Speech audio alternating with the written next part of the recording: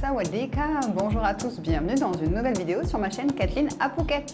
Aujourd'hui, on va parler des assurances santé lorsque l'on vient s'installer pour vivre en Thaïlande. On va essayer de tout comprendre, je vais essayer d'être le plus simple possible pour tout vous expliquer en détail et répondre aux nombreuses questions que je reçois encore chaque jour sur ce sujet qui est très particulier des assurances santé en Thaïlande. C'est parti pour la vidéo de la semaine.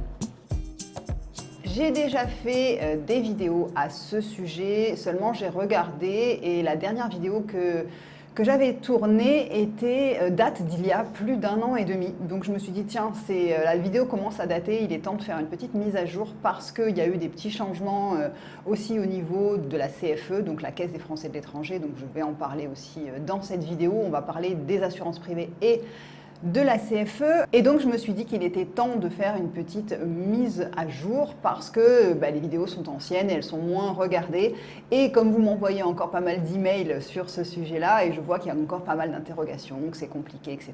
Donc voilà, j'avais envie de faire une petite update sur les assurances santé. Vous le savez, si vous me suivez depuis longtemps, vous savez certainement que je travaille en partenariat avec AXA Thaïlande.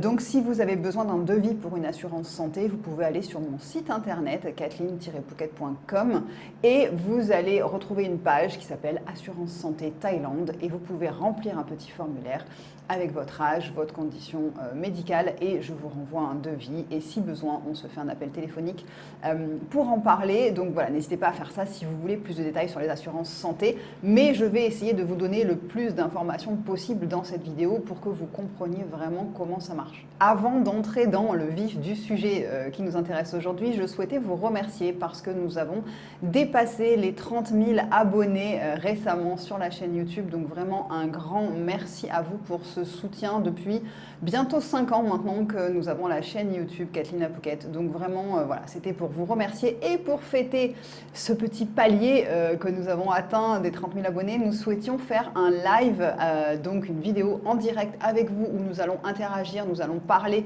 en direct, donc vous pourrez vous connecter. Ce sera samedi prochain, donc le 31 janvier 2026 à 11h heure de France, ce qui fait 17h heure de Thaïlande.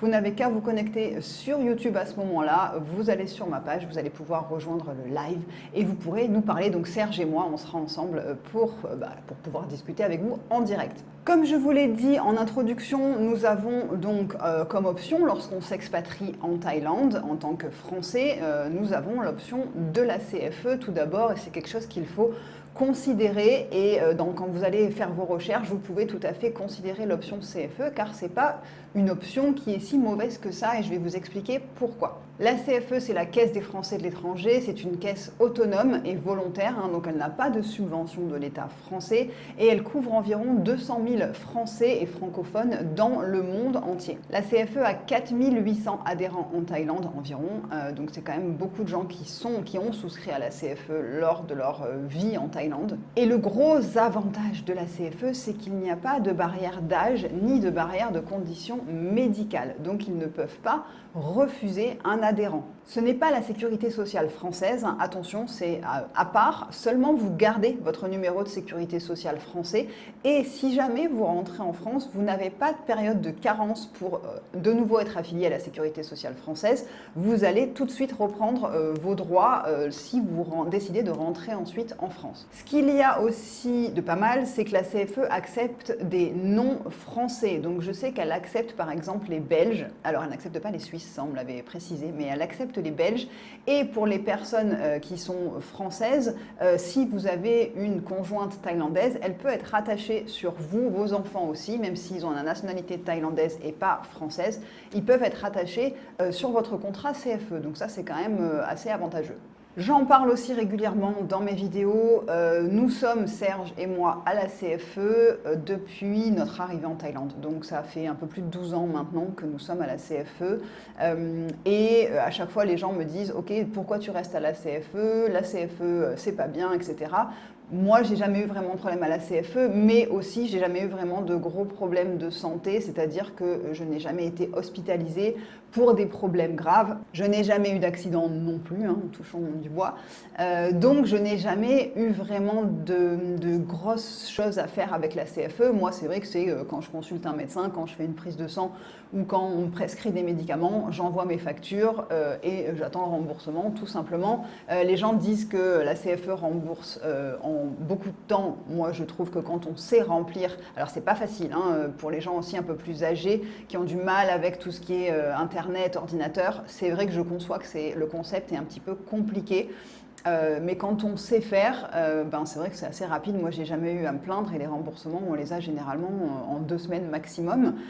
Autre chose qui ne plaît pas aux gens, c'est qu'on doit avancer l'argent hein, lors des frais qu'on va engager au niveau médical et ensuite on sera remboursé pour la CFE, sauf des exceptions, je vais vous expliquer ça un petit peu. J'ai eu pas mal de questions sur la CFE, hein, donc je vais vous expliquer vraiment tout ce que je sais moi avec mon expérience et de moi personnellement à la CFE, mais aussi des gens que je connais dans mon entourage qui sont plus âgés, qui ont des problèmes médicaux, etc. Donc j'ai vraiment plusieurs expériences au niveau de la CFE.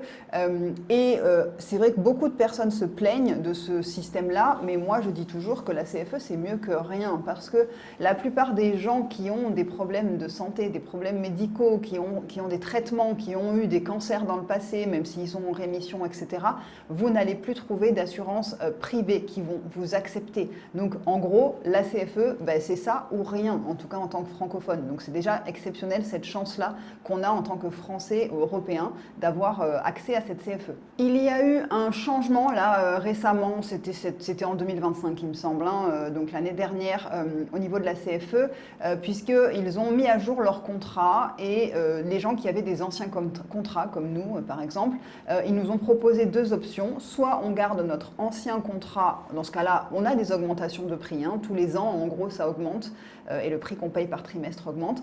Donc soit on gardait cet ancien contrat, mais nous n'avons plus accès aux tiers payants pour les hospitalisations, donc c'était une option. Soit si on souhaitait garder le tiers payant pour les hospitalisations, dans ce cas-là, on devait changer de contrat. Maintenant, ils ont le monde expat santé, le famille expat santé, etc. Il fallait changer de contrat si on souhaitait vouloir continuer à bénéficier du tiers payant. Nous, le choix qu'on a fait, c'est qu'on n'a pas changé de contrat à la CFE, on est resté avec les anciens contrats. Par contre, on a pris une complémentaire cette année, enfin l'année dernière. On a pris ça chez ACS. Les gens me demandent laquelle est la mieux. Pour être honnête, moi j'ai fait des comparatifs. Celle-ci, elle me convenait bien. Ça va dépendre de votre âge, ça va dépendre de si vous êtes seul, si vous êtes en couple, si vous avez des conditions médicales, etc. Mais sachez que autant la CFE ne peut pas vous refuser selon votre condition médicale, autant une complémentaire, qui elle reste une complémentaire privée, peut tout à fait vous refuser parce que vous risquez de leur coûter trop cher. Donc elles peuvent vous refuser. Et nous avons des problèmes de santé, donc pas des choses graves, mais j'ai des problèmes au niveau de mon oreille. Serge a des problèmes au niveau de son ventre. Il a eu aussi des problèmes au niveau de son genou. Et au fait, la complémentaire, donc ACS, nous a mis des exclusions pour ces pathologies-là. Vous voyez que ça aussi, on ne peut pas y couper. Et si on devait passer sur une assurance complètement privée, on aurait aussi des exclusions pour ces pathologies. Donc, si vous avez déjà quelque chose, un traitement pour le diabète, un traitement pour le cholestérol, pour l'hypertension, si vous avez des stents, si vous avez des conditions de santé, comme je disais, des gens qui ont eu des cancers dans le passé, etc., vous risquez fortement d'être refusé soit dans les complémentaires, soit d'avoir des exclusions aussi dans les complémentaires. Je vais vous donner un exemple de prix pour la CFE seule. Donc si vous êtes par exemple un retraité de 73 ans et que vous souhaitez souscrire seulement à la CFE sans complémentaire, le tarif va être de 147 € par mois. Et si vous êtes une famille, on va dire dans la quarantaine, avec un enfant, là vous allez en avoir pour 253 € par mois pour les 3 membres de la famille. Je trouve ça correct au niveau des prix, seulement, encore une fois, ce n'est pas une assurance qui va vous couvrir à 100% si vous avez des problèmes de santé. Sachez que la CFE, moi j'ai l'impression, alors des fois les gens disent que c'est 70% de remboursement, moi je dirais que c'est plus entre 40 et 50% au niveau des frais réels, surtout si vous vous faites soigner dans des hôpitaux qui qui sont des hôpitaux internationaux qui coûtent cher. Donc ce que je vous conseille, si vous êtes à la CFE, c'est d'aller plutôt vous faire soigner dans des hôpitaux moins chers. À Phuket, par exemple, on a le Mission Hospital qui est très bien. Et là, les prix vont être divisés par 2, voire par 3. Donc, ce que vous allez être remboursé au niveau de la CFE, ça va être beaucoup plus avantageux aussi pour vous parce que les prix seront moindres, donc vous aurez moins à sortir de votre poche. Au niveau du tiers payant pour la CFE, c'est vrai qu'il y a maintenant donc ceux qui ont choisi ces nouveaux contrats de la CFE, vous allez avoir le tiers payant dans certains cas d'hospitalisation et dans certains hôpitaux qui ont été agréés par la CFE. Donc cette liste des hôpitaux est disponible sur le site de la CFE. Et d'ailleurs la même chose, les gens me demandent parfois quel complémentaire prendre à la CFE. Sur le site de la CFE, vous avez une page, je vais vous l'afficher à l'écran, qui s'appelle Complémentaire santé. Et vous allez avoir la liste de toutes les complémentaires santé qui fonctionnent avec la CFE, avec plusieurs options différentes. Mais en tout cas, ça, ce sont des complémentaires avec qui la CFE travaille. Donc vous pouvez tout à fait ensuite, et c'est ce que j'ai fait, demander des devis à chacune d'entre elles pour voir un petit peu laquelle vous conviendrait le mieux. Je vais vous donner l'exemple d'une personne qui est assurée à la CFE, à la retraite, donc qui a 63 ans. Elle a payé donc 147 € par mois. Ça, c'est le prix normal de la CFE pour les personnes à la retraite. Plus elle a pris une complémentaire chez MSH, donc c'est une autre complémentaire de la CFE, et elle paye 3 000 € par an pour cette complémentaire santé. Et c'est vrai que là, cette personne, c'est vraiment quelqu'un à qui j'ai parlé, et elle m'a dit c'est beaucoup plus simple aussi au niveau des remboursements, parce que moi, si je dois demander des remboursements, je passe par la CFE, alors que lui, par exemple, il passe par MSH, et c'est eux qui s'occupent de tout. Il n'a pas à demander son remboursement sur le site de la CFE en rentrant tous ces petits détails de dépenses, etc. Donc, vous voyez quand même qu'au niveau du tarif, c'est des choses à prendre en compte quand on dépasse surtout les 60 ans, où là, les prix vont assez grimper rapidement. Je sais que les gens me parlent du visa OA, qui est donc le visa retraité, donc plus de 50 ans. Vous savez que vous avez deux options pour le visa retraite, le visa O, plus de 50 ans, et le visa OA. Le visa OA, lui, exige une assurance santé obligatoire qui couvre à un certain montant de bahts, je crois que c'est 3 millions de bahts minimum sur l'année. Les gens me disent, oui, mais moi, je suis acceptée dans aucune assurance privée, donc je suis obligée d'aller à la CFE, je veux prendre le visa OA, comment je fais? Alors, c'est vrai que la CFE n'étant pas une assurance thaïlandaise, elle ne sera pas acceptée dans la liste des assurances. Pareil, hein, vous savez que les gens aussi me disent quelles sont les assurances acceptées pour le visa OA, les assurances santé. Vous avez la liste que vous pouvez retrouver en ligne très facilement. Je vous l'affiche aussi à l'écran. Mais si vous ne prenez pas de complémentaire, vous ne pouvez pas demander le visa OA avec une simple CFE.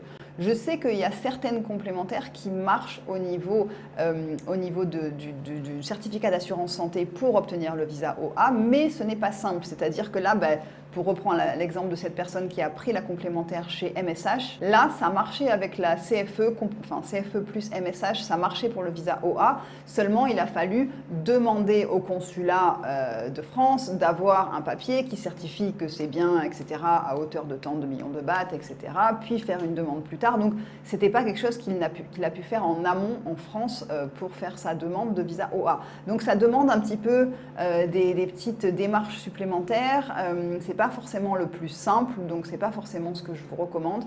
Moi, ce que je vous recommande et ce que je recommande toujours aux gens, c'est de ne pas vous embêter avec le visa OA et de prendre le O, et vous prendrez l'assurance santé qui vous plaît comme vous voulez, celle qui vous fait plaisir, celle que vous pouvez vous payer, mais ne vous embêtez pas avec le visa OA. Prenez simplement le O et vous ferez une extension après les 3 mois, et n'inquiétez pas, vous pouvez prendre des multiples entrées. Les gens me disent toujours, mais il n'y a pas de multiple entrée dans le visa O. Si, vous avez moyen de prendre un multiple entrée avec le visa O, ne vous inquiétez pas. Je sais que je vous donne beaucoup d'informations dans cette vidéo, et c'est pour ça que je la refais régulièrement, parce que quand vous l'écoutez, vous n'allez pas forcément tout assimiler. Moi, c'est normal, je suis là-dedans tous les jours avec vous, sur des emails, des petits messages et tout, donc à force, je connais vraiment, mais je sais que quand on se plonge dans ce sujet-là des assurances santé, quand on prépare une expatriation, on se noie très rapidement, donc ne vous inquiétez pas, regardez plusieurs vidéos, essayez de comprendre, ou envoyez-moi un mail, on prévoit un rendez-vous, on en parle, mais ne vous affolez pas, c'est juste que ça prend un peu de temps parce qu'on est tellement habitué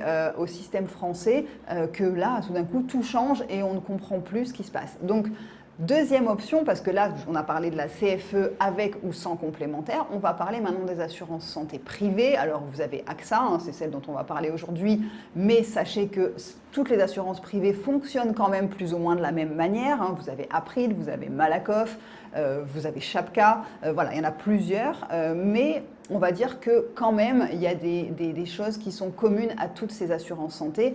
La première étant que plus vous allez avancer en âge, plus ça va vous coûter cher. Et la deuxième étant, plus vous avez de pathologies et de conditions médicales préexistantes, plus vous avez de chances d'être refusé par ces assurances privées. Autre chose, les gens me disent parfois, moi je reste 6 mois, je reste 8 mois en Thaïlande, comment ça se passe?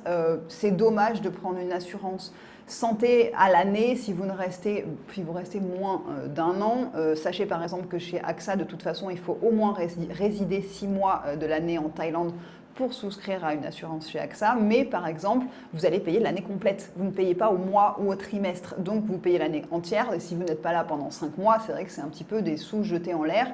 Il vaut mieux soit prendre une assurance voyage qui va vous couvrir pour ce temps-là, soit prendre des assurances qui acceptent, je sais qu'April par exemple accepte des paiements au mois, donc peut-être que c'est possible aussi de faire ça chez eux. Donc il faut quand même être résident à l'année en Thaïlande. Au niveau financier, c'est quand même beaucoup plus intéressant. Et sachez que, encore une fois, si vous souscrivez avant 60 ans, c'est quand même au niveau des prix beaucoup plus avantageux puisque vous allez avoir une petite augmentation chaque année, mais qui ne sera pas la même que si vous commencez à 65 ans ou à 70 ans. Et si on dépasse les 75 ans, je ne recommande même plus d'assurance santé privée. Allez directement à la CFE, ce sera la meilleure option parce que ça va dépasser 6 à 8 000 euros par an si vous souhaitez souscrire une assurance santé privée. Donc là, c'est même plus des prix qui sont raisonnables. Autre chose importante qu'il faut comprendre, et ça c'est vrai quand j'ai des rendez-vous avec les gens, je leur dis toujours la première question, est-ce que vous avez compris la différence entre le inpatient et le outpatient? La plupart des gens me disent non. Donc mettez-vous en tête, inpatient, in ça veut dire dedans, donc in c'est que vous êtes hospitalisé, vous êtes dans l'hôpital. Outpatient, out c'est dehors, donc vous n'êtes pas hospitalisé, vous allez faire une consultation, un examen, etc. Mais vous n'êtes pas dans l'hôpital. Donc, enfin, si, mais vous comprenez ce que je veux dire. C'est un petit moyen, un mnémotechnique pour essayer de vous souvenir du inpatient, du outpatient. Le inpatient, c'est considéré comme plus de 6 heures à l'hôpital, donc c'est quand vous faites une admission, ça peut être de l'ambulatoire, hein, si vous rentrez le matin, que vous sortez le soir et que vous êtes resté plus de 6 heures, ça peut être considéré comme du inpatient. Généralement, c'est au moins une nuit à l'hôpital. C'est là que vous allez avoir une différence de tarification parce que par défaut, les assurances vont toutes vous proposer le inpatient. Donc le inpatient, l'hospitalisation en cas d'accident, d'urgence ou d'opération programmée. Si maintenant vous voulez rajouter l'option outpatient, donc c'est-à-dire ah mais moi je veux aussi être couvert si je vais consulter un généraliste, si je vais faire ma prise de sang, etc. Cette option-là, c'est très rare les gens qui la prennent parce qu'au final, pourquoi quand vous avez la différence de prix entre le inpatient et le inpatient plus outpatient, les gens se disent ah ouais c'est quand même pas donné. Et au fait, cette différence de prix, ce n'est pas vraiment ce que vous allez dépenser chaque année pour aller consulter une fois le médecin, éventuellement faire une prise de sang. Vous pouvez les payer de votre poche. Cette dépense-là, vous pouvez les payer de votre poche.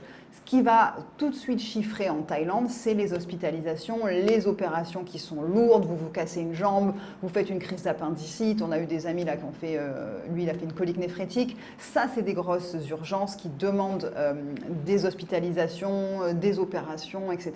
Là, ça va chiffrer. Donc, par défaut, vous serez toujours couvert pour le inpatient. Le outpatient peut être une option. Vous avez aussi d'autres options comme l'optique, le dentaire et la maternité. Donc ça, par exemple, chez AXA, c'est quelque chose encore à part.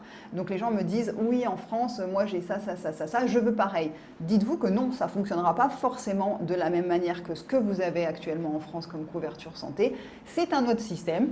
Il y a plusieurs assurances santé aussi. Moi là, je vous parle d'AXA parce que c'est celle que je connais bien, mais certainement que d'autres assurances santé aussi fonctionnent d'une autre manière. Donc après, à vous de piocher, de faire des petits devis. Dites-vous que si c'est quelque chose qui prend du temps, et c'est vrai que c'est pas très fun de se plonger dans ces trucs d'assurance santé, c'est pas très ludique et divertissant, mais il faut s'y mettre. Si vous êtes en bonne santé et que vous avez 45 ans, franchement, vous embêtez pas, vous faites soit l'option CFE seule ou alors complémentaire, ou alors vous pouvez prendre une assurance comme chez AXA, vous embêtez pas trop. Si maintenant vous dépassez les 60 ans, c'est bien d'aller un petit peu voir ce qu'ils proposent, et si vous avez encore plus des pathologies médicales, là aussi, allez voir parce qu'il y a certaines assurances qui peuvent accepter certaines choses, etc. et pas d'autres. Donc c'est là qu'il faut vraiment faire son petit marché avant de se décider. Il ne faut pas oublier aussi qu'il y a l'option de la franchise. Alors là, je vais vous donner des prix, des exemples de prix chez AXA, comme ça vous avez une petite idée aussi de ce que ça peut représenter au niveau budget à prévoir. Mais là, les prix généralement sont donc sans franchise, c'est-à-dire que vous êtes remboursé si vous êtes hospitalisé au premier BAT. Donc il n'y a rien à sortir de votre poche au niveau de l'hôpital. Par exemple, une personne de 70 ans qui veut souscrire chez AXA, donc elle a accès au pack Switch Care en plan 2, sans franchise, et là elle en a pour 5 500 € par an. Et vous allez voir la différence entre une personne donc là de 70 ans et une personne de 60 ans. Là elle peut souscrire au package du dessous, donc le Smart Care Essential, toujours en inpatient, toujours sans franchise, et là elle en a pour 1 500 € par an. Donc vous voyez quand même la différence de prix. C'est pour ça que je vous dis qu'il faut souscrire assez jeune, on va dire avant 60 ans, ou en tout cas 60 ans tout juste, c'est vraiment le bon moment pour souscrire. Et dernier cas de figure, on va prendre une famille, un couple de 40 ans avec un enfant de 7 ans. Là pour tous les trois, toujours pareil, en inpatient seulement, sans franchise, pour le pack Smart Care Essential, ils en auraient pour 2 550 € par an pour tous les trois. Donc vous voyez vraiment, c'est des calculs à faire selon votre âge, selon ce que vous pouvez mettre dans une assurance santé, dans votre budget au niveau de la vie en Thaïlande, et c'est vraiment quelque chose qui, comme je vous ai dit, qui prend du temps. Sachez aussi que pour le visa OA, si vraiment vous souhaitez prendre le visa OA, par exemple chez AXA, vous avez les assurances qui fonctionnent, qui marchent pour faire la demande du visa OA.